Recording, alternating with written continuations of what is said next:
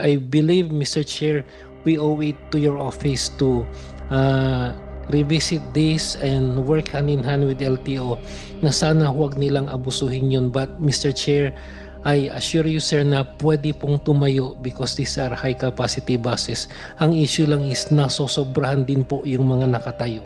Wait a minute. I know what you're saying. High capacity buses, I've seen that. Pero yung mga bus na po yung malalaki at maluluwang. Hindi katulad mga bus natin dito, siksikan. Kumbaga, inukupan na lahat ng space para makalagay lang ng upuan. Hindi po pwede yon. Yung high capacity buses sa US o sa Europe, for that matter, Singapore, na may nakakahawak, ang luluwang po nila, yung pinto, maluwang. Dalawa, emergency exit. Pinto mismo dito, walang emergency exit. Ayoko po na marinig yung mga high capacity buses. Hulihin po lahat. Hulihin lahat na kumakarga ng more than na nakasulat na capacity. Ba't hindi po hinuhuli? Hulihin niyo po.